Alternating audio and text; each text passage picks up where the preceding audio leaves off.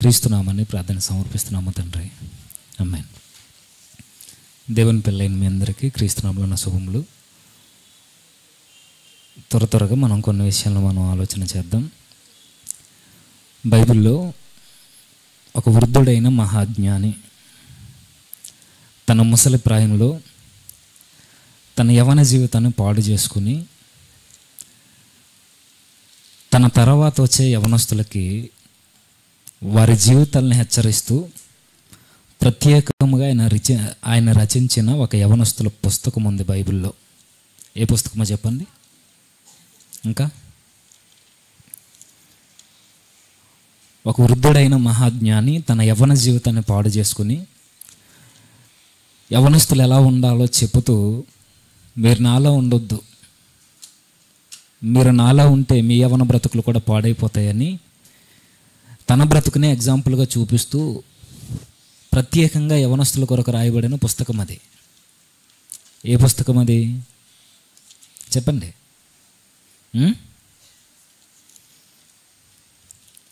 ప్రసంగి గ్రంథం. మనకు వెంటనే గుర్తొచ్చేది సామెతలే కాదు, ప్రసంగి గ్రంథం కూడా ప్రత్యేకంగా యవనస్తుల యొక్క నడవడిక ఎలా ఉండాలో, యవన కాలంలో ఎలాంటి జీవితాన్ని మనం గడించాలో చెప్పే ఒక చక్కని కావ్య రూపంలో రాయబడిన ఒక మంచి పుస్తకం. అందులో నుండి మనందరికీ తెలిసిన మాటలే ఒకసారి ఆలోచన చేద్దాం. 12వ అధ్యాయం 1వ వచనం. కొంచెం సౌండ్ పెడతాం.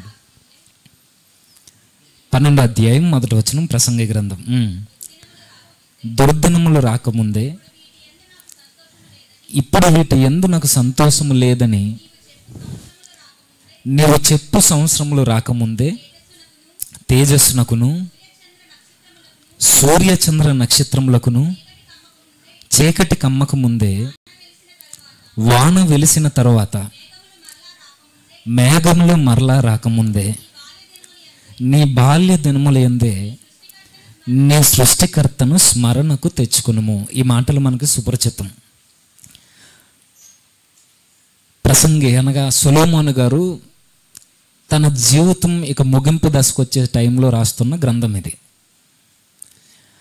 ఆ టైంలో అసలు ముగింపు దశ, మనిషి యొక్క ముగింపు దశ ఎలా ఉంటుందో చెబుతూ, ఆ ముగింపు దశ రాకముందు బాల్య దినములు యందే మనిషి ఎలా ఉండాలో చెప్పడానికి రాసిన ఒక కావ్య రూపంలో లిఖించిన ఒక అధ్యాయం ఇది. అందుకే ఈ పోలికలు ఏవైతే ఉన్నావో ఇవి మనకు అంత స్పష్టంగా అర్థం కావు. జస్ట్ అవుట్లైన్స్ అలా మాట్లాడుకుంటూ వెళ్ళిపోదాం. విలువైన సంగతులు అన్ని ద్వారా కూడా మనం విందాం. దుర్దినములు రాకముందే. దుర్దినములు అంటే ప్రతి మనిషి జీవితంలో వద్దన్న తన వెంటే పరిగెట్టుకుంటూ వచ్చేవి ఈ దుర్దినములు. అవి కష్టకాలములు. ఇవి ఎప్పుడు వస్తాయి? ఈ దుర్దినములు వయసు ఉన్నప్పుడు వస్తే ఎలా అయినా ఫేస్ చేస్తాం. ఈ కష్టకాలములు మనకి సత్తు ఉన్నప్పుడు వస్తే మనం ఎలా అయినా ఎదుర్కొంటాం. కానీ ఈ సొలొమోను గారు చెబుతున్న ఈ దుర్దినములు వయసు ఉన్నప్పుడు వచ్చేవి కాదు. ఈ కష్టతరమైన ఈ కాలము వయసు మళ్ళీపోయిన తర్వాత మన మీద ఒత్తిడి పడుతున్న కాలంలో మనకు ఎదురయ్యే దినాలు. ఇవే వృద్ధాప్య దినాలు. ఎవరు వద్దనుకున్నా, నాకు వద్దని ఎంత దూరం జరిగినా, ఎన్ని మేకప్లు మనం కొట్టినా, ఎన్ని మనం వాడినా, ఎంత మనం బాగా రెడీ అయినా లోపల ఉన్న వయసు ఆగుద్దంటే ఆగదు. అది దాగదు, దాయలేము, ఎప్పటికైనా బయటపడుద్ది. అయితే దుర్దినములు రాకముందే వీటి యందు నాకు సంతోషము లేదని చెప్పు సంవత్సరములు రాకముందే అంటే ఒకానొక రోజుకి మన జీవితం మీద మనకే విరక్తి వచ్చేస్తుంది. మీరు అక్కడక్కడ తల్లిదండ్రుల్ని సరిగా చూడని ఆ వృద్ధాప్యంలో ఉన్న జంటలను మీరు చూడండి, లేదా వృద్ధాప్యంలో ఉన్న ఆ తాతల్ని, అమ్మమ్మల్ని, నానమ్మల్ని మీరు చూస్తుంటే మనకు అర్థమవుద్ది. ఒకప్పుడు వారి జీవితం అది కాదు. వారు కూడా మనలాంటి యవన ప్రాయాన్ని దాటుకుని వచ్చిన వారే, మనలాంటి బాల్య దినాలని దాటుకుని వచ్చిన వారే, మనలాంటి నడి వయస్కుని దాటుకుని వచ్చిన వారే. అయితే వారిని చూస్తున్నప్పుడు మనం అంత మనసును పెట్టం. కానీ ఒకానొక రోజుకి అదే పరిస్థితుల్లోనికి ఇక్కడ కూర్చున్న మనం అందరం వెళ్ళిపోతాం. కాదంటారా? అందరం వెళ్ళిపోతాం. నిజానికి ఈరోజు కాలం చాలా వేగంగా పరుగులు పెడుతుంది. గత సంవత్సరం కాలం లేదా గత 10-15 ఏళ్ల నుండి మీరు అబ్జర్వ్ చేస్తున్నారో లేదో, తెలియకుండానే సంవత్సరాలు దాటుకుంటూ వెళ్ళిపోతున్నాయి. తెలియకుండానే మనం 3 సెమినార్లు చేస్తాం, 4ది రెడీగా ఉంది. జస్ట్ ఇంకో 3 నెలలు అనుకునేంత టైం కూడా లేదు. మన వయసు ఎంత త్వరగా గతిస్తుంది అంటే 10th అయిపోయి అప్పుడే 10 సంవత్సరాలు అయిందా, 10th అయిపోయి అప్పుడే 15 సంవత్సరాలు అయిందా, 10th అయిపోయి అప్పుడే 20 సంవత్సరాలు అయిందా అని వెనక తిరిగి చూసుకునే లోపే తల మీద వెంట్రుకలన్నీ మెరిసిపోతున్నాయి.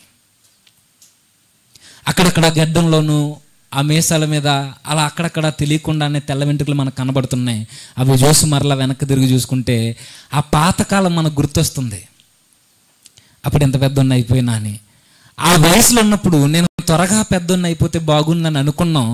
అలా అనుకునేంత లోపే పెద్దోళ్ళం అయిపోయి వెనక్కి తిరిగి చూస్తున్నాం. ఎంత పెద్దోన్ని అయిపోయినట్టబ్బా అనుకుంటున్నాం. వయసు మీద పడిపోతున్నప్పుడు మనకు అనిపిస్తుంటుంది, నేను కూడా ఆ ముసలివారిని చూస్తున్నప్పుడు నేను కూడా ఆ ఏజ్ని, లేదా నేను కూడా ఆ వారి వల్లే మనం కూడా లొంగిపోతామని మనకి వెంటనే అర్థమవుద్ది. ఆలోచిస్తే సుమా, ఇవన్నీ వృద్ధాప్య ఛాయలు మనకు రాకముందే మనిషి ఏం చేయాలో చెబుతున్నాడు. ఎందుకనంటే ఒక్కసారి మన బలం ఉడిగిపోయింది అనుకోండి, ఇక మనం ఏమీ చేయలేమని జ్ఞానవంతుడైన వాడు చెబుతున్నాడు. తన యవ్వన ప్రాయాన్ని తను పాడు చేసుకుని వృద్ధుడైన సొలొమోను మనిషి యొక్క జీవితంలో అతి శ్రేష్టమైన భాగం గురించి ఈ అధ్యాయం రాస్తున్నాడు. నిజానికి ఈ అధ్యాయం ఎలా చదివితే మనకు అర్థం కాదు. ఇప్పుడు నేను చదువుతాను చూడండి. దుర్దినములు రాకముందే వీటి యందు నాకు సంతోషం లేదని నువ్వు చెప్పు సంవత్సరంలో రాకముందే, అంటే నీ మరణం నీ చెంతకు రాకముందే, వృద్ధాప్య ఛాయలు నిన్ను తాకకముందే, నీ నడుము వంగిపోకముందే, నీ కాళ్ళలో నీ చేతుల్లో సత్తువ తగ్గక ముందే, నీ కనురెప్పల మీద ఉన్న కంటి చూపు అలా కనుమరుగవ్వక ముందే, నీకు కళ్ళు మసబారక ముందు, నీ చెవులు సరిగా వినబడక ముందు, నీ నోటి మాట తడబడక ముందే, నీ బాల్య దినములు యందు నీ సృష్టికర్తను స్మరణకు తెచ్చుకో. ఇప్పుడు నేను అడుగుతున్నా, బాల్య దినములు అంటే అర్థం ఏంటి? ఈ తెలుగు భాషలో లేదా ఈ తర్జుమా చేసే టైంలో నిజానికి ఇది మూలంలో ఎలా ఉంటుంది? ఏమని, నీ యవ్వన కాలంలోనే నీ సృష్టికర్త అయిన దేవుణ్ణి నువ్వు జ్ఞాపకం చేసుకో. ఇది మూలం. మూలంలో బాల్యం అని ఉండదు. బాల్యము అనగానే మనం ఏమనుకుంటాం? చిన్నపిల్లలు కాదు. ఇక్కడ చెబుతున్న టెక్స్ట్లో మీరు మూలం చూడండి. హెబ్రీకి పోతారో మూలానికి, లేదా గ్రీక్కు పోతారో, ఆ ఆది మూలానికి మీరు వెళ్ళిపోతే అక్కడ ఎలానే ఉంటుంది. ఏమని, నీకు యవ్వన కాలం ఉండగానే, నీకు వయసు ఉండగానే, నీకు సత్తు ఉండగానే, నీకు బలం ఉండగానే, నీ చేతుల్లో సత్తు ఉన్నప్పుడే నీ సృష్టికర్తను నువ్వు స్మరణకు తెచ్చుకో. నీ యవ్వన కాలం నీకుండగానే, ఇదాపేనా, నీ యవ్వన కాలం నీకుండగానే నీ బాల్య దినములందే నీ సృష్టికర్తను నువ్వు జ్ఞాపకం చేసుకో. బాల్య దినములు అంటే చిన్నప్పటి నుండని కాదు, అది వేరే సంగతి, ఆ టెక్స్ట్ వేరే. కానీ ఏ సందర్భంలో బాల్య దినములు అంటే యవ్వనస్తుల కొరకు ఒక వృద్ధుడైన సొలొమోను గారు మాట్లాడుతున్న సందర్భం ఇది. అంటే ఏం చెబుతున్నాడు ఆయన? ఈ అధ్యాయం అంతా మనం చదువుతున్నప్పుడు మనకు కొన్ని మాటలు మనకు అర్థం కావు. అవేంటో నేను చెబుతాను చూడండి. ఏమున్నది ఇందులో? తేజస్సునకు సూర్య చంద్ర నక్షత్రములు చీకటి కమ్మక ముందే, వాన వెలిసిన తర్వాత మేఘములు మరలా రాకముందే. అంటే అర్థం ఏంటి? అంటే తేజస్సునకు సూర్య చంద్ర నక్షత్రములకును చీకటి కమ్మక ముందంటే ఈ కళ్ళు సరిగా కనబడవు. కొంతకాలానికి నీకు మసకబారిపోతాయి. వెలుగులోనే నిలబడతావు, కానీ మనుషుల్ని నువ్వు స్పష్టంగా చూడలేవు. వాన వెలిసిన తర్వాత మేఘములు మరలా రాకముందే అంటే నీకు నిరాశ నిన్ను తాకుద్ది. నువ్వు ఆశపడతావు, కానీ నువ్వేది చూడలేవు, ఏది చేయలేవు. అలానే కొన్ని మాటలు చాలా ఆయన కవిభావ వ్యక్తీకరణలో, కావ్య రూపంలో చాలా మాటలు చెప్తున్నాడు. ఆ దినమున ఇంటి కావలి వారు వణుకుదురు, బలిష్ఠులు వంగుదురు. అంటే అర్థం ఏంటి? ఇంటికి ఎవరో కాపలా ఉంటారని కాదు. ఇంటికి కావలి వారు వణుకుదురు అని అంటే ఇంటికి కావలా కాసేవి చేతులు కాళ్ళు, మనల్ని నిలబెట్టేవి. ఈ చేతులు కాళ్ళు వంగిపోయే దినాలు నీకు వచ్చేస్తాయి మానవుడా. ఈ చేతులు కాళ్ళు వణికిపోతాయి. ఇంటి కావలి వారు వణుకుదురంటే నీ దేహాన్ని సంరక్షించి ఈ కాళ్ళు చేతులు వణుకుతాయి. నిజమే, వృద్ధాప్యంలో ఉన్న కొంతమంది వ్యక్తులను మనం చూస్తే వారి చేతులు కాళ్ళు అలా వణుకుతూ ఉంటాయి. ఎండాకాలంలో కూడా వారు మాట్లాడుతున్నప్పుడు ఆ పెదవులు అలా తడబడుతూ ఆ దవడలు అలా షేక్ అవుతాయి. ఇంకా చెబుతున్నాడు, బలిష్ఠులు వంగుదురు. బలిష్ఠులు వంగడం అంటే నీ నడుము నీ కాళ్ళు వంగిపోతాయి, నీ కీళ్ళు విరిగిపోతే నీ నడుము నీకు సపోర్ట్ చేయదు. అలా వంగుని ఏదో ఒక దాని మీద ఆధారపడి నువ్వు మెల్లిగా నడాల్సిన పరిస్థితి వస్తుంది. ఇదందరికి వస్తుంది. ఇవే దుర్దినములు. ఇది ఎవరికి వస్తాయంటే పుట్టిన ప్రతి మానవుడు ఒకవేళ బ్రతుకుంటే ఈ వృద్ధాప్యాన్ని చూడాల్సిందే. కాళ్ళు చేతులు లాగేస్తే నీ నడుము వంగిపోద్ది, నీ కీళ్ళు విరిగిపోతే. ఇంకా కిందకి చెబుతుంటున్నాడు, విసురువారు కొద్ది మంది ఒకటి చేట. విసురువారు ఎవరు? నీ దవడలు ఉన్నాయే, ఆ దవడలు ఆ పళ్ళు విసురువారు కొద్ది మంది అయిపోతారు. అంటే వృద్ధాప్యంలో నీ పళ్ళు ఊడిపోతాయి. వృద్ధాప్యంలో నీ పళ్ళు ఊడిపోతే నీ దవడలు నీకు సహకరించో. కిందకి చెప్తూ పని చాలించుకుందరు. అంటే ఇక నువ్వు తినలేవు. తినాలనుకుంటే కొన్ని ఆహార పదార్థాలు తినలేవు. మనకి ఛాయలన్నీ ఎవరిలో కనబడతాయి? మరణానికి దగ్గరగా ఉండి అనారోగ్య పాలైపోయి, లేదా వృద్ధాప్యపు ఛాయలు వచ్చేసి ఇక సత్తు లేక మంచాన్ని పడిపోయి ఇక ఎవ్వరూ పట్టించుకునే పరిస్థితుల్లో మనం ఉన్నప్పుడు, నిజమే ఆ ఏజ్లోకి మనం వెళ్ళిన తర్వాత కూడా మనల్ని ఎవరు పట్టించుకోరు. కన్న కొడుకులు కూతుర్లు మనవల్లో మనవరాలు అనుకుంటాం, కానీ ఎవరు లెక్క చేయరు. దేవుని యందు భయభక్తులు లేకపోయినా, వాక్యం అనే కళ్ళెం వారి జీవితాలకు లేకపోయినా, తల్లిదండ్రులని పెద్దవారిని ఎలా గౌరవించాలో ఈ సమాజానికి తెలియదు. అవి వచ్చేస్తాయని సొలొమోను గారు చెబుతూ, కిటికీలో గుండా చూచువారు కానలేక ఎందురంటే నీ కళ్ళు సరిగా కనబడవు నీకు. ఇక ఇదంతా కవి భావ వ్యక్తీకరణ. కొద్ది నీ పళ్ళు ఊడిపోతే, నీ దవడలు నీకు సహకరించవు, తిరుగట్టి రాళ్ల ధ్వని తగ్గిపోను. అంటే ఒకరోజు నువ్వు కొరుకుతుంటే, నువ్వు నములుతుంటే ఒక శబ్దం నీకు వినబడేది. తర్వాత ముసలోడు అయిపోయిన తర్వాత నువ్వు నవ్వులుతున్నా సరే శబ్దాలు బయటకు రావు, ఎందుకంటే నువ్వు తినలేవు. ఒకరోజు ఆ పెద్ద పెద్ద అన్ని గట్టి కొరుకుతావు, అవేంటో మీకు తెలుసు. అదే చప్పుడు దవడలు అయిపోయిన తర్వాత, పళ్ళు ఊడిపోయిన తర్వాత ఏం తింటావు? జావలే. ఇంకంతకు మించి ఏం తినలేం, అంతేనా? ఆ జావలు తాగడం, ఆ గింజన్నం తాగడం, ఇచ్చిన ఆ టీ చుక్క, ఆ పాలు, ఇవి మాత్రం వెళ్తే మాంసం పెడితే తినగలవా? అందులో ఉన్న బోన్స్ మన వల్ల అవ్వదు. ఆ సౌండ్ ఆగిపోద్దట. తిరుగటి రాళ్ల ధ్వని తగ్గిపోను, వేది తలుపులు మోయబడును. మొత్తం మూసుకుపోతే నువ్వు బయటికి వెళ్ళాలంటే నీకు భయం వేస్తుంది. ఇక నీ జీవితం అయిపోయింది. ఇక పిట్ట యొక్క కూతకు ఒకడు లేచినంటే అర్థం ఏంటి? సరే నిద్ర ఉండదు ఇక ఆ టైంలో. చిన్న శబ్దాలకు లేస్తావు ఉలిక్కిపడి. అలా బయట పొరపాటున ఆ టైంలో ఏదైనా పిల్లరిసినా సరే లేస్తావు భయపడి. చిన్న చిన్న శబ్దాలకి నువ్వు లేచిపోతావు. నీకు వినబడితే ఒక విధంగా శబ్దాలు కూడా వినబడవు, అవి పెద్ద శబ్దాలే, కానీ అవి చిన్నగా నీకు వినబడినా సరే నీకు మనశ్శాంతి ఉండదు, నిద్ర పట్టదు, ఆందోళన చెందుతావు. సంగీతం, నాదం ఇవేవి నీ చెవులకు పట్టవు, ఎందుకంటే చెవులు వినబడవు. ఆనందించాలనుకుంటావు, ఆస్వాదించాలనుకుంటావు, నీ చెవులు వినబడక దేన్ని నువ్వు ఆస్వాదించలేవు. ఇంకా కిందకి చెప్తుంటాడు ఆయన, ఎత్తు చోట్లకు అంటే సామాన్యంగానే నడుస్తాడు, కానీ తల తిరుగుతుంది, కాళ్ళు చేతులు నిలబడవు, కింద పడుతుంటాడు, లేస్తుంటాడు, ఎవడు చేయందించేవాడు ఉండడు. ఆఖరికి మన వల్లే పట్టి పట్టనట్టుకు వెళ్ళిపోతారు, కొడుకులు కూడా చేదరించుకుంటారు. ఇలాంటి దుర్దినాలు మీ జీవితాల్లోకి వస్తాయి. ఇంకా కిందకి చెబుతూ ఆ పోలికల్లో మాట్లాడుతూ, మార్గంలో ఎందుకు భయంకరమైనవి కనబడను, బాదం వృక్షము పువ్వులు పూయను. బాదం వృక్షం పువ్వులు పూయడం అంటే తెల్లగా అయిపోతాయి వెంట్రుకలు. బాదం పువ్వులు ఎలా ఉంటాయి? ఎలా ఉంటాయి? ఎలా ఉంటాయి? చూడలేదు ఇప్పుడు? తెల్లగా ఉంటే మన వెంట్రుకలు కూడా తెల్లబడిపోతాయి. అందులో ఉన్న ఆ మెల్లిన ఉత్పత్తి క్రమం తగ్గిపోద్ది. మెల్లిగా నీ తల వెంట్రుకలు తెల్లగా అయిపోతే మిడత బరువుగుండును. మిడత బరువుగుండడం అంటే చిన్న పనులు కూడా, చిన్న బరువులు కూడా నీకు చాలా భారంగా కనబడతాయి. చివరికి నీ కాలకృత్యాలు నువ్వు తీర్చుకోలేనంత దీనస్థితికి నువ్వు వెళ్ళిపోతావు. ఇలాంటి దుర్దినాలు నీకు వస్తాయని చెబుతే ఇంకా చెబుతున్నాడు, బొడ్డ బొసరగాయ పగులును. అంటే చిన్న చిన్న దెబ్బలకి ఎముకలు పుట్టుక్కుని ఇరిగిపోతాయి, అంతే కదా? పెద్దలు చూడండి, జస్ట్ అలా పడితే చాలు, కాలో చెయ్యి ఇరిగిపోవడమో, నడు ఇరిగిపోవడమో, ఏదో ఒకటి వెంటనే. అంటే ఇవన్నీ చాలా వీక్ అయిపోతాయి. మనం ఎంత ఈ యవ్వన వయసులో ఉన్నప్పుడు ఎంత బలంగా ఉన్నా వయసు మీదకి వచ్చిన తర్వాత ఇట్టే చిన్న చిన్న దెబ్బలకు లొంగిపోతాం. ఇలాంటి దారుణమైన పరిస్థితులన్నీ నీకు వచ్చేస్తాయి.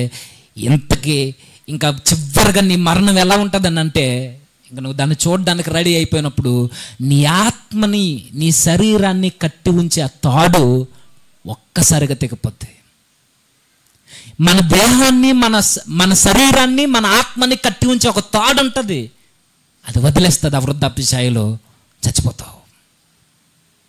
నీ బ్రతుకు కొండ ఏదైతే ఉందో అది ముక్కలు ముక్కలు అయిపోద్ది. ఇక నువ్వేం చేయలేవు. జీవన పాత్రలోని నీళ్ళంతా నేలపాలైపోద్ది. బావిలోంచి మరలా తోడుకుందో, మరలా సత్తు సంపాదించుకుందామన్నా సరే తాడు తెగిపోయింది. నువ్వు ఇంకెక్కడ మరలా నీళ్ళు చేరుకోగలవు? నీకు అన్నదిక అన్ని విధాలా కృంగిపోతావు, అన్ని విధాలా లొంగిపోతావు, చివరికి చచ్చిపోతావు. ఇవే దుర్దినాలు. ఇవన్నీ ఆలోచిస్తుంటే మనకు అనిపించాలి, ఇవన్నీ ఎవరి కోసమో చెప్పేది కాదు. ఇక్కడ ఉన్న మనందరికీ ఛాయలో ఒకనొక రోజు మనం చూస్తాం. చెవులు పనిచేవు, ఏ పని చేసుకోలేం, ఎవ్వరు మన మాట లెక్క చేయరు.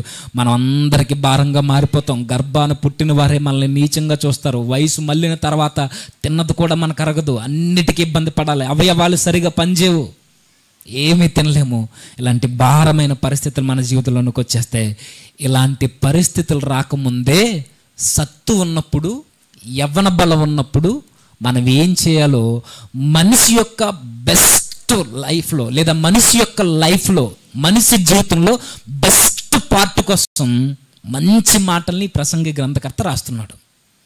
ఇప్పుడు చూద్దామా? ఇప్పుడు చదవండి. దుర్దినములు రాకముందే, ఇప్పుడు వీటి యందు నాకు సంతోషం లేదని నీవు చెప్పు సంవత్సరములు రాకముందే తేజస్సునకును సూర్యచంద్ర నక్షత్రములకును చీకటి కమ్మక ముందే, జాడ వెలిసిన తర్వాత మేఘములు మరలా రాకముందే, నీ బాల్య దినములందే నీ సృష్టికర్తను స్మరణకు తెచ్చుకో. నీ వయసు ఉడిగిపోయిన తర్వాత నువ్వేమీ చేయలేవు. నీ సత్తు తగ్గిపోయిన తర్వాత నువ్వేమీ చేయలేవు. నీ కాళ్ళు చేతులు, నీ నడుము వంగిపోయిన తర్వాత, నీ మాట పడిపోయిన తర్వాత, నీ కంటి చూపు మందగించిన తర్వాత నువ్వేమీ చేయలేవు. నువ్వు దేనికి పనిచేయవు. నువ్వు కృంగిపోతావు, నువ్వు కుమిలిపోతావు, నువ్వు లొంగిపోతావు. అయితే నీకు ఒక మంచి సొల్యూషన్ చెబుతున్నాను. ఆ టైంలో నువ్వు ధైర్యంగా ఉండాలి అని అంటే, అందరి వలె నీ మరణం చూసి నువ్వు భయపడకూడదు అని అంటే, నువ్వేం చేయాలి అని అంటే, ఈ సొలొమోను గారు చెప్తున్నారు, ఇవన్నీ జరగక ముందే, అంటే లైఫ్లో బెస్ట్ పార్ట్ని నువ్వు ఎలా ఉపయోగించాలో చెబుతున్నాడు మెలకువలు. లైఫ్లో మనిషి జీవితంలో బెస్ట్ పార్ట్ ఏది? యవ్వన జీవితం, ఎంగేజ్.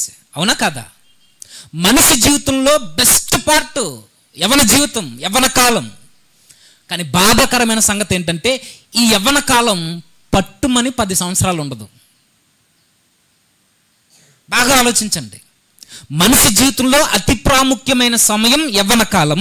కానీ ఈ యవ్వన కాలం పట్టుమని 10 ఏళ్ళు కూడా ఉండదు. అందుకే సొలొమోను గారు చెప్తున్నారు, ఈ బెస్ట్ పార్ట్ని బెస్ట్ థింగ్ కొరకు ఉపయోగించు. ఈ అతి శ్రేష్టమైన ఈ భాగాన్ని, ఈ యవ్వన దశని అంతే శ్రేష్టమైన విషయాల మీద దృష్టి సారించు. ఎందుకు సారించాలంటే, ఈ బెస్ట్ పార్ట్ని మనం దేని మీద అయితే ఇన్వెస్ట్ చేస్తామో అదే కోస్తాం. ప్రభు అన్నాడు, పౌలు గారు అన్నారు, ఏమని? మనిషి ఏదైతే విత్తుతాడో ఆ పంటనే కోస్తాడు. ఎక్కడ? గలతీ పత్రిక 6:7 మనకు కనబడుద్ది. మనిషి ఏదైతే విత్తుతాడో అదే కోస్తాడన్నది వాస్తవం. అయితే ఈ యవ్వన ప్రాయంలో మన టైంని, ఈ యవ్వన ప్రాయంలో మన యొక్క ఆసక్తిని, ఈ యవ్వన దశలో మన యొక్క వయసుని లేదా మన బలాన్ని దేని మీదైతే ఇన్వెస్ట్ చేస్తామో అదే ప్రతిఫలాన్ని పొందుకుంటాం. గండ్ల ప్రకాష్ గారు ఒక మాట అంటారు, ఏమనంటే, ఈ యవ్వన దశలో ఈ టైం అంతటిని చెడు ఆలోచనల మీద మనం ఇన్వెస్ట్ చేసామనుకోండి, విత్తామనుకోండి, చెడు ఆలోచనలు విత్తితే ఏం కోస్తాం? చెడ్డ క్రియలు కోస్తాం. అదే ఈ యవ్వన ప్రాయాన్ని చెడ్డ క్రియల మీద విత్తితే ఏం కోస్తాం? చెడ్డ అలవాట్లను కోస్తాం. ఇదే చెడ్డ అలవాట్లు మనం విత్తడం ప్రారంభించామనుకోండి, ఈ చెడ్డ అలవాట్లు కూడా ఈ చెడ్డ అలవాట్లను విత్తితే చెడ్డ క్యారెక్టర్ మనం కోస్తాం. ఈ చెడ్డ క్యారెక్టర్ మనం విత్తితే మన గమ్యం చివరికి చెడుతోనే ముగిసిపోద్ది. అర్థమైందో లేదో? మన లైఫ్లో బెస్ట్ పార్ట్ ఏదైనా ఉంది అని అంటే అది యవ్వన దశ. ఈ యవ్వన దశను చెడు కోరికల మీద మనం విత్తాము అని అంటే చెడు పంటనే మనం కోస్తాం, చెడ్డ క్రియలను కోస్తాం. ఆ చెడ్డ క్రియలు మనం విత్తితే చెడు అలవాట్లను కోస్తాం, అలవాట్లను విత్తితే మన క్యారెక్టర్ని కోస్తాం, క్యారెక్టర్ని విత్తితే మన బ్రతుకులో చివరికి మన గమ్యం అదే అవుద్ది, శూన్యంగా మిగిలిపోతాం. ఇదే సొలొమోను గారు చెప్తున్నారు, నీ యవ్వన దశలో నువ్వేం చేయాలి అని అంటే, నీ దశని, ఈ బెస్ట్ బెస్ట్ పార్ట్ని శ్రేష్టమైన వాటి మీద ఇన్వెస్ట్ చేయి. విత్తు ఏంటి ఆ శ్రేష్టమైన అంటే ఆయనే చెప్తున్నాడు ఏమని, నీ యవ్వన కాలంలోనే నీ సృష్టికర్తను స్మరణకు తెచ్చుకో. స్మరణకు తెచ్చుకో అంటే జ్ఞాపకం చేసుకో, ఆయన్ని స్మరించు, ఆయన చెంతకు చేరు. ఈయన ఏం చెబుతున్నాడు అంటే, నీ యవ్వన కాలంలో నీ బెస్ట్ పార్ట్లో నీ లైఫ్లో నువ్వేం చేయాలంటే దేవుణ్ణి వెతుకు. దేవుణ్ణి వెతుకు. నువ్వు ఇంగ్లీష్లో చెప్పండి, గూగుల్ గాడ్. అంతేనా? మనం గూగుల్ గాడ్ దేవుణ్ణి వెతకం. గూగుల్లో పనికిరాని విషయాలన్నీ వెతుకుతాం. అంతేనా? ఈ యవ్వన దశలో నేను మరలా చెప్తాను, ఈ యవ్వన దశను మనం ఎలా ఉపయోగించుకుంటామో అదే మన భవిష్యత్తును నిర్ణయిస్తుంది. ఈ యవ్వన దశలో సొలొమోను గారు చెప్తున్నారు, నా జీవితాన్ని నేను యవ్వన ప్రాయంలో నేను చెడగొట్టుకున్నాను. మీరు అలా ఉండొద్దు. మీరు ఏం చేయాలి అంటే దేవుణ్ణి వెతుకు. మనిషి దేవుణ్ణి వెతికితే దొరుకుతాడంటే దొరుకుతాడైనా. ఇర్మీయా గ్రంథంలో ఉంది ఏమని, ఆయన వెతకు వారికి ఆయన దొరుకుతాడు. అపోస్తల కార్యంలో ఉంటుంది, ఆయన్ని తనువులాడి ఎవరైనా వెతుకుతారేమోనని ఆయన భూమికి పొలిమేరల్ని ఏర్పరిచి ఆయన వెతికే వారికి కనబడడానికి ఆయన సమీపంగా ఉన్నాడట. అపోస్తల కార్యంలో ఇదే కదా భావం 17వ అధ్యాయంలో. తనువులాడి కనుగొందరేమో అని నరులను చూస్తున్నాడట ఆయన, కానీ ఆయన వెతికేవారు లేరు. మరి ఏం వెతుకుతుంది ఈ యవ్వన ప్రాయంలో, ఈ బెస్ట్ లైఫ్లో? నిజానికి గుర్తుంచుకోండి, ఈ యవ్వన కాలం ఎంతకాలం ఉండదు, గట్టిగా ఉంటే 10 ఏళ్ళు, 10 ఏళ్ళు మించి ఉండదు. 19 వరకు ఇంచుమించుగా, లేదా కొంచెం ముందుకు వెళ్ళిపోతే ఒక 16, 17 వరకు టీనేజ్ గడిచిపోతే 18 నుంచి ప్రారంభమైనా లేదా 20 నుంచి ప్రారంభమైనా ఎంతకాలం ఉంటుంది ఈ యవ్వన బలం? 30 వచ్చేసరికి మరలా వెనక్కి ప్రయాణం చేస్తుంటుంది మన జీవితం. 30 తర్వాత మరలా మనకి అయిపోయింది. ఇక 30 దాటిన తర్వాత మరలా మనం నడి వయస్కులకు అడుగులు పెడతాం. మన పిల్లల కొరకు, మన కుటుంబం కొరకు మనకు బాధ్యతలు పెరిగిపోతాయి. ఇప్పుడు కుటుంబాన్ని చూసుకుంటావా, దేవుణ్ణి వెతుకుతావా, పరిచర్యలోనే ఉంటావా, ఉద్యోగాలే చేస్తావా, ఏం చేస్తాం? మనం ఏం చేసినా ఏ టైంలో చేయాలంటే ఉన్న 10 ఏళ్ళే, అంతకు మించలేదు. ఉన్న 10 సంవత్సరాల్లో మన లైఫ్ని ప్రభువుని వెతకడానికి, మన లైఫ్లో మన మనసును కంట్రోల్ చేయడానికి, మన లైఫ్లో మనం టైం వేస్ట్ చేసుకోకుండా ఆ టైంని దేవుని కొరకు ఉపయోగించామనుకోండి, మన లైఫ్లో ఫలవంతమైన ఫలాలను మనం అనుభవిస్తాం, కోస్తాం. లేదనుకోండి ఆయన అన్నట్టుగానే చెడ్డ క్యారెక్టర్తో మన గమ్యం చెడ్డగానే ముగిసిపోతాయి. ఈయన అంటున్నాడు, నీ దేవుణ్ణి వెతుకు. కానీ ఈరోజు బాధాకరమైన సంగతి, దేవుణ్ణి వెతికేవారు లేరు. ఈరోజు దేవుణ్ణి కనుగొనేవారు లేరు. మొబైల్లో మాత్రం ఏం వెతకూడదు అన్ని వెతుకుతారు. గూగుల్ వాడనమ్మో సొలొమోను గారు చెబుతుంటే గూగుల్లో సెర్చ్ చేస్తున్నాం ఈ బెస్ట్ పార్ట్ని నాశనం చేసుకోవడానికి. సంతృప్తిని ఇవ్వని ప్రతి కార్యం కొరకు పరుగులు పెట్టే వయసు ఇది, వెతికే వయసు ఇది. చివరికి ఈ ఇన్స్టాగ్రామ్ వచ్చిన తర్వాత ఇన్స్టాంట్గా చెడిపోవడానికి ఐడీల కోసం వెతుకులాటలు ప్రారంభమయ్యాయి. తెలుసా? అర్థమయ్యే వాళ్ళకి అర్థం అవుద్ది. ఇన్స్టాంట్గా ఇంక అప్పటికప్పుడే చెడిపోవాలి. ఈ యవ్వన దశను పాడు చేసుకోవడానికి మార్గాలు తెరిచింది ఈ సోషల్ మీడియా. మంచి కొరకు ఉపయోగించుకునేవారు లేరు ఈ కాలంలో. కానీ ప్రభువుని వెతుకు. దేవుని వెతికితే ఏమొస్తుందండి అంటే, ఈ వయసులో నువ్వు దేవుని వెతకడం స్టార్ట్ చేయి, నీ లైఫ్ ఏంటో, నీ లైఫ్ పర్పస్ ఏంటో, నువ్వేంటో, నీ భవిష్యత్తు ఏంటో నీకు ఇట్టే అర్థమవుద్ది. ఒక గమ్యం, ఒక లక్ష్యం లేకుండా ఈరోజు యువత పరుగులు పెట్టడానికి కారణం ఏంటంటే దేవుణ్ణి వెతకడం లేదు, పనికిరాని విషయాలన్నిటిని వెతుకుతుంటాయి. అందుకే వారి లైఫ్ పర్పస్ వరకు తెలియట్లా, అసలు తనేంటో తనకు అర్థం కావట్లా. 139వ కీర్తనలో దావీదు గారు ఇలా మాట్లాడతారు ఏమని, దేవుణ్ణి కనుగొన్న తర్వాత దేవుని యొక్క సర్వజ్ఞానం, సర్వశక్తిమంతం లేదా ఆయన మూర్తిమంతం, ఇవన్నీ ఆయన కనుగొన్న తర్వాత ఆయన అధికారం, ఆయన బలం, ఆయనకున్న ఔన్నత్యం, ఇవన్నీ తనకు తెలిసిన తర్వాత ఆయన అంటాడు, నేనేంటో నాకు అర్థమైంది ప్రభు అని. ఆ 139వ కీర్తన అంతా అదే. దేవుణ్ణి వెతికిన తర్వాత దేవుడేంటో అర్థమైన దావీదు గారు అంటారు, నేనేంటో నాకు బాగా అర్థమైంది ప్రభువా, నువ్వు అర్థమైన తర్వాత. అంటే దేవుణ్ణి వెతకడం మనం స్టార్ట్ చేస్తే మన లైఫ్ ఏంటో మనకు అర్థమవుద్ది. దేవుడు మనకు దొరికితే మన లక్ష్యం ఏంటో మనకు తెలుస్తుంది. దేవుణ్ణి మనం కనుగొంటే మన భవిష్యత్తు ఏంటో మనం నిర్ణయించుకోగలం. దేవుడే మన దగ్గర లేడనుకోండి, గూగుల్లో పనికిరాని విషయాలన్నీ మనం వెతుకుతూ ఉంటాం. లైఫ్లో ప్రైమ్ టైంని చాలా పనికిమాలిన విషయాలని వెతకడానికి ఉపయోగిస్తుంది ఈరోజు యవ్వనస్తులు. ఇదొద్దు. మరి ఏం చేయాలి అంటే సొలొమోను గారు చెప్తున్నారు, నీ సృష్టికర్తను వెతుకు, నీ సృష్టికర్తను జ్ఞాపకం చేసుకో. నీకు యవ్వన బలం ఉన్నప్పుడే, దుర్దినములు రాకముందే ఆయన్ని జ్ఞాపకం చేసుకో, ఆయన వెతుకు. నువ్వేంటో నీకు అర్థమవుతావు, నీ దేవుడేంటో నీకు తెలుస్తాడు.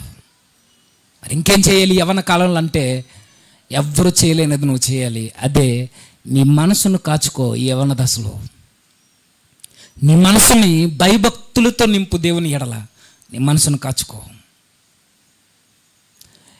ఈ యవ్వన ప్రాయంలో కనుక మనం యవనస్తులుగా చెప్తున్నాం, ఈ ఇంచుమించు ఇప్పుడు 15-16 అవసరం లేదు, కొంచెం పరిణితి చెందిన తర్వాత 13-14 నుంచే స్టార్ట్ అయిపోతున్నాయి ఈ వేషాలన్నీ. ఊహ తెలిసిన తర్వాత మన కోరికలు, మన దేహం మనల్ని ప్రేరేపిస్తున్నప్పుడు, అప్పటి నుండి నీ కోరికలు అనగా నీ వివాహానికి ముందు, వివాహం అయిన తర్వాత కూడా ఎప్పుడైనా నీ కోరికలు నిన్ను ప్రేరేపిస్తున్నప్పుడు ఆ కోరికలకి కళ్ళెం వేయడం నువ్వు నేర్చుకోకపోతే నీ లైఫ్ పర్పస్ నీకు తెలియదు. నీ లైఫ్లో దుర్దినాలు ముసలి ప్రాయం కన్నా ముందే వచ్చేస్తే ఆ రోజు దేవుని వెతికిన ఆయన నీకు కనబడ్డావు అని చెప్తున్నాడు. నీ మనసును కాచుకో. మనసును ఎందుకు కాచుకోవాలి? మనసును కాచుకోకపోతే ఏమవుతుంటే, ఇదే సొలొమోను గారు చెప్తున్నారు, మనసును కాచుకోలేని వాడు అనగా అజితేంద్రియులు అనగా ఇంద్రియ నిగ్రహం లేని వాళ్ళు ఎలాంటి వాళ్ళు అని అంటే, సామెతల గ్రంథం 25వ అధ్యాయం 28వ వచనం. సామెతల గ్రంథం 25వ అధ్యాయం 28వ వచనం. ప్రాకారము లేక పాడైపోయిన పురము ఎంతో, తన మనస్సును అణుచుకొనలేని వాడును అంతే. మరలా ప్రాకారం లేక పాడైపోయిన పురం ఎంతో, తన మనస్సును అణుచుకొనలేని వాడును అంతే. అర్థమైతే చాలు ఆ మాట. ఒకరోజు చరిత్ర మీకు తెలిసే ఉంటుంది. ఒకరోజు రాజ్యాలు వారి పట్టణాల మీద దాడి చేయకుండా ప్రతి పట్టణానికి, ప్రతి రాజ్యానికి ప్రాకారంలో ఉండే పెద్ద పెద్ద గోడలు, ఎరుకో గోడలు మనం విన్నాం కదా చరిత్రలో. ఎరుకో గోడలు కావచ్చు, మన ఇప్పుడు ఈ చైనా వాల్స్ ఇవన్నీ ఉన్నాయా, ఇవన్నీ పట్టణాలని, దేశాలని సంరక్షించే గోడలు ఇవి. ఇలాంటి పెద్ద పెద్ద ప్రాకారాలు పట్టణానికి ఉంటే ఉపయోగం ఏంటి?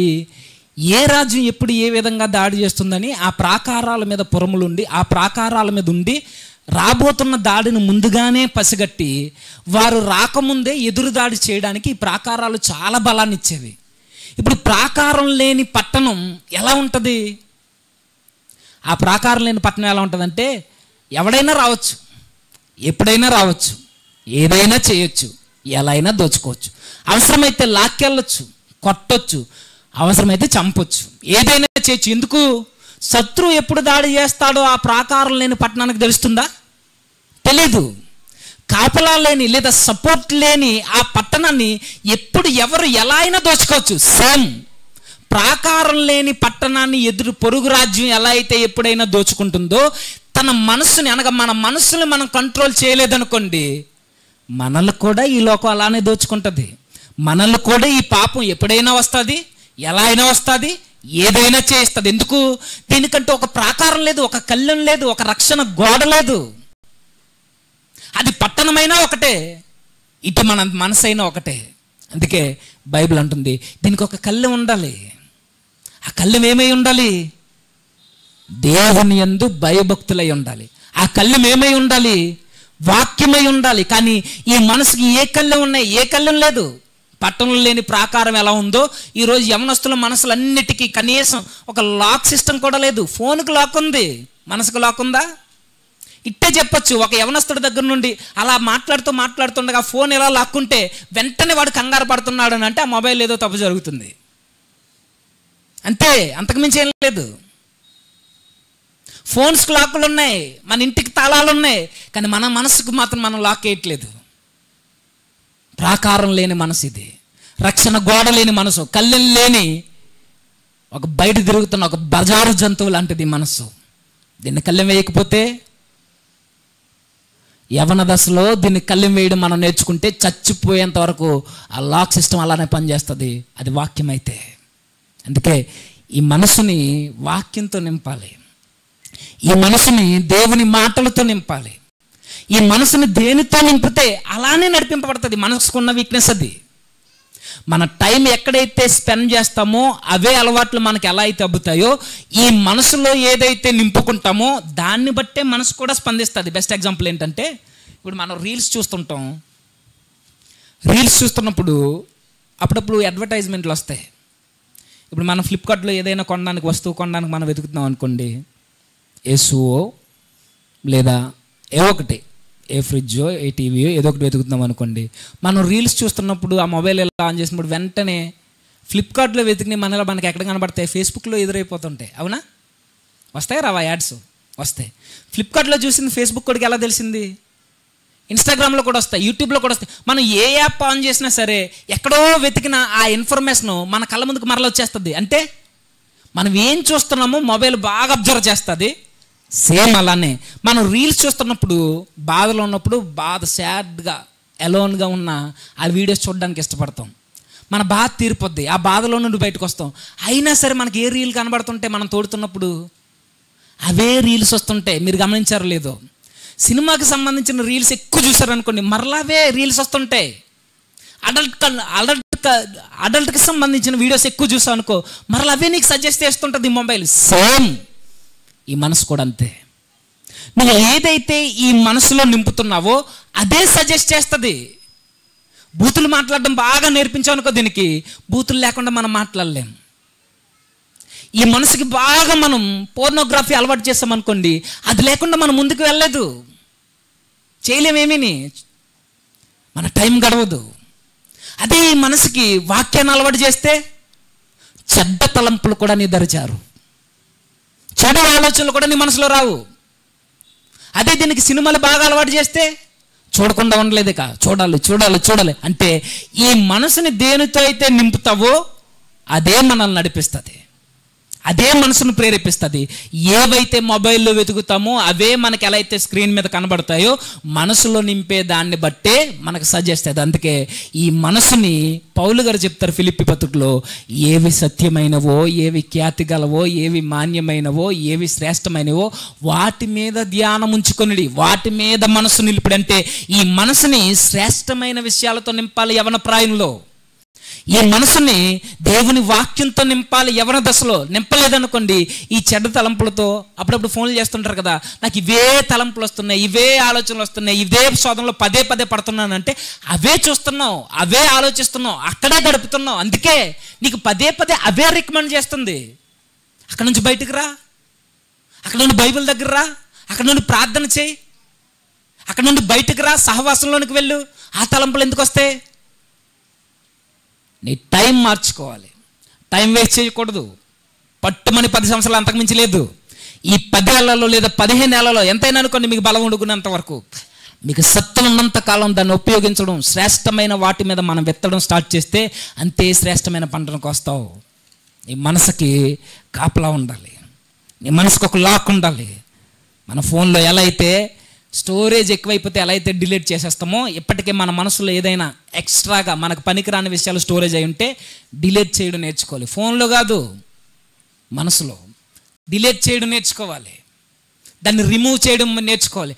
మరలా వెనక్కి తెచ్చుకుందామని ఆ రీసైకిల్ ఉన్న దాంట్లో పెట్టుకోకూడదు, అక్కడ కూడా డిలీట్ చేయి. ఎంత లోపలికి వెళ్ళి అయితే వెతుకుతున్నావో డిలీట్ చేయడానికి అన్ని డిలీట్ చేయి.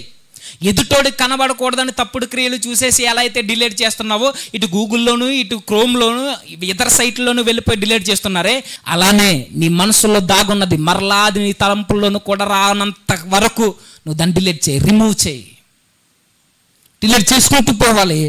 అలా చేయాలి. లేదనుకోండి, నేను మరలా చెప్తున్నాను, ఈ మనసుని కంట్రోల్ చేయకపోయినా ఈ మనసుతో వచ్చిన గొడవ ఏంటంటే, ఈ మనసు మనకు సజెస్ట్ చేస్తూ ఆ పాపాన్ని చేయడానికి ఇంకా ప్రేరేపిస్తూ మనకు తెలియకుండానే ఆ ఆలోచనలోకి దింపేసి ఈ క్రియల్లోనూ కూడా లాక్కెళ్ళిపోద్ది. అందుకే జాగ్రత్త.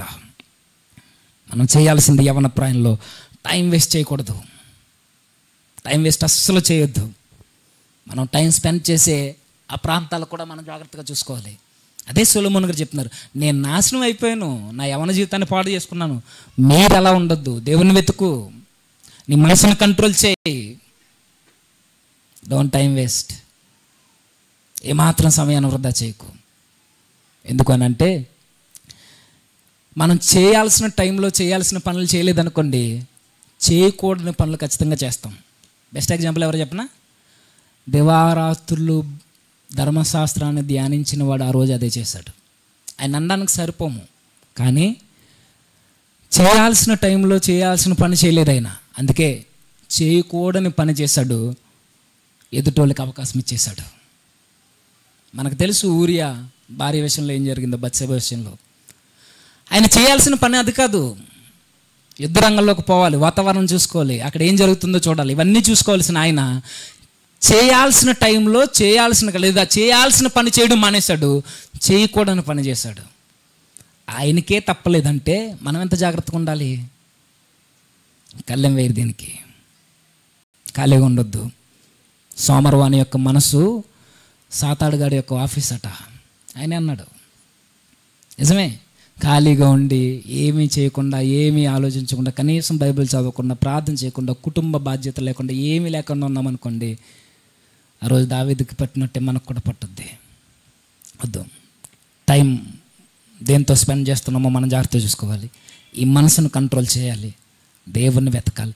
ఈ 3 మన జీవితంలో ఉన్నాయనుకోండి, మన బ్రతుకు వృద్ధాప్యానికి వచ్చేసినా ధైర్యంగా మరణానికి ఎదురెళ్తాం. లేదనుకోండి, ముందే చెప్పాను కదా, కళ్ళు పళ్ళు అన్నీ పోయిన తర్వాత, పళ్ళు ఊడిపోయి, కళ్ళు కనబడక, చెవులు వినబడక, ఈ వృద్ధాప్యదశ మన మీదకి వచ్చేసి మనోళ్ళే మనల్ని పట్టించుకోక అందరికీ భారం అయిపోయిన తర్వాత బిక్కుమని భయపడుతూ చచ్చిపోవాలి. ఎందుకంటే అందరూ చచ్చిపోతాం. నేను చచ్చిపోతాను, మీరు చచ్చిపోతారు, అందరూ చచ్చిపోతాం. కానీ చచ్చిపోయే ముందు మనకు ఒక ప్రైమ్ టైం ఉంది, బెస్ట్ పార్ట్ ఉంది మన లైఫ్లో, యవ్వన దశ. ఈ టైంని కరెక్ట్గా యూజ్ చేసుకున్నాం అనుకోండి, మంచి ఫలితాలను మనం ఆశిస్తాం, పొందుకుంటాం. లేదనుకోండి, ఇందాక చెప్పిన మాటలే మరలా, చెడ్డ అలవాట్లను విత్తితే చెడ్డ క్రియలకు వస్తాం. అదే చెడ్డ క్రియలను విత్తితే, చెడు ఆలోచనలు విత్తితే చెడ్డ క్రియలకు వస్తాం. చెడ్డ క్రియలు విత్తితే చెడు అలవాట్లు వస్తాయి. అదే చెడు అలవాట్లను విత్తడం స్టార్ట్ చేస్తే చెడ్డ క్యారెక్టర్కి వస్తాం. ఆ క్యారెక్టర్ను కూడా విత్తితే మన గమ్యం చివరికి ఆ చెడుతోనే ముగిసిపోద్ది. కాబట్టి మన బెస్ట్ పార్ట్ని ఉన్న 10 ఏళ్లను దేవుని కొరకు, దేవుని మీద ఇన్వెస్ట్ చేయండి, వాక్యం మీద ఇన్వెస్ట్ చేయండి. అప్పుడు మనకు అంతే లాభాన్ని మనం పొందుకుంటాం. ఇన్వెస్ట్మెంట్ అంటే మీరు స్టాక్ మార్కెట్కి వెళ్ళకండి, దేవుని మీద, వాక్యం మీద. వాక్యంలో మన బ్రతుకులు కట్టుకుంటే ఈ మనసును కంట్రోల్ చేయడానికి దీన్ని వాక్యంతో నింపాలి. వాక్యంతో నింపుతూ, గతించిన వారం చెప్పాను, వాక్యం యొక్క పట్టు కిందకి మన జీవితాలు వెళ్ళిపోవాలి. అప్పుడు మన బ్రతుకుల మీద వాక్యం అధికారిగా ఉన్నప్పుడు మన సరి అయిన మార్గంలో, మన త్రోవలకి వెలుగై అదే నడిపిస్తుంది. అంటే దానైతే ప్రభు మనందరికీ అనుగ్రహించును గాక.